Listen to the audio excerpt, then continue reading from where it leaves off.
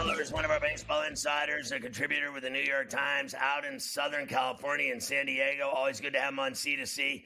It's like 1960 all over again, Scott. We're going to have the Pirates and Yankees in the World Series. Mazeroski with a Game 7, ninth inning, walk-off home run to beat the Yankees. The way the Yankees have suddenly come alive in these last few days. They took the series in Boston. They swept the Phillies today. They've won 5 in a row. Jazz, you already heard the home runs from last night. I mean, he had 4 home runs in 3 games. He had a hit today, scored a run today. He's done something every single day. What do you think of what he's injected into that lineup and into that defense? He was making plays at third base. He's never played third, but he was making sweeping throws across the diamond last night. And I think he's just been awesome, and he's having so much fun. For me, it's enjoyable just to watch someone finally on that team have a personality. He reminds me of Mickey Rivers. That's a great call. Mickey Rivers, there's a name from the past. I love that one. He just needs that one batting glove flapping out his back pocket. But no, he's been phenomenal. I mean, you could not ask for a better start than Jazz Chisholm has had with the Yankees. And, I think a couple things. You're right. He's injected a lot of enthusiasm and energy into that lineup. I think being out of Miami, I mean, I don't care, if you're 22 years old, 26 years old, 30 years old, when you're playing in a dead-ass town for baseball where the team literally started trading away players like opening week. They traded Luis Ariz to the Padres. Right. In opening week, the Marlins are signaling white flag wave. We're not even trying this year. So, I mean, you got like Jazz Chisholm. That's an awful long way to go when your team's given up. You're not drawing fans. And, oh, my gosh, being traded to the Yankees, he's loving the spotlight, the attention, and the competition. And it's going to bring out the best in him. And I think he's brought out the best in the Yankees in his first couple of games. I mean, sweeping the Phillies, they're one of the 2 or 3 best teams in the majors, and that's impressive. And, Yankees are, I think, through that midseason slump. Giancarlo Stanton's back, from the injured list. They still are missing Anthony Rizzo, but Chisholm has been a remarkable add these last couple of days. How about the Phillies, though, now, Scott? They're on I think it's 4-12 now. Yep.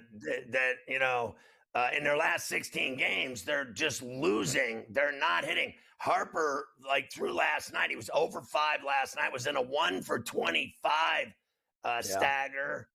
What is happening to the Phillies? No one's noticed that they've been stinking it up lately because they have such a huge lead in the East, but they're playing really bad baseball right now. Yeah, they are. I think they're too good not to turn it around. Aaron Nola and Zach Wheeler. Wheeler got blasted the other day by the Yankees, but I think every team goes through a bit of a dip during the season. I think this is the Phillies. I mean, like you said, Harper's been really, really bad the last few weeks, but they're too good not to come out of it. I think where the Phillies are concerned, they're probably not as good as they were the first half of the year. I mean, teams aren't going to win 65% of their games, but I don't think they're as bad as we've seen the last week or 10 days. And, with Harper and Kyle Schwarber and these guys, I not to mention, Nola and Wheeler, and I think, they've got the pieces there to still, come out of this. Yeah, I hope not. Anyway, the Pirates. You're for the other Pennsylvania team. Well, that's right, son. The Pirates got IKF, who was hitting 292 in Toronto. They got De La Cruz from the Marlins, who had 18 home runs. So they finally went out and spent some money and got some bats. They got some pitching as well. And Taylor's hit home runs 2 nights in a row at Minute Maid, and they beat the Astros back-to-back games. Taylor's game winner in the 9th on Monday night. Tuesday night, they do it again. He hits another one. You've got to admit, no one saw that coming, that they would frankly kick the Astros' ass. No, they didn't. And you're right. I mean, that Monday night game, the first Taylor home run, I mean, 2-2 into the 9th inning, and, a really good ball game. It's in Houston. The Astros obviously are back on their feet after a horrible start. and they're chasing down, everybody, the Mariners in the American League West, and trying to restore the order in the American League West and take their rightful place on top of it. Right. And then here come the Pirates in the ninth inning, and yeah, Michael Taylor, that 3-run home run. I mean, that, over 162 games, Scott, you don't want to overemphasize any one or two games, but also when you're a winning team, there comes a time, and especially at the end of the year, if you have a successful year, where you look back on a couple of moments and you're like, okay, that was a moment that galvanized us. That was a moment that helped us take off.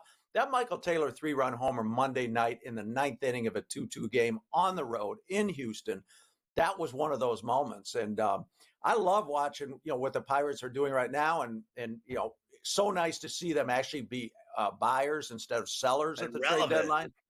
Right. They're relevant. And I think they've got, this deep into the season, I think they're going to stay relevant. I do too. Respectfully, I got a minute. Preller's decision to give up 6 prospects for 2 relievers. Were they worth those 6 prospects? Well, it all depends on from what prism you view it.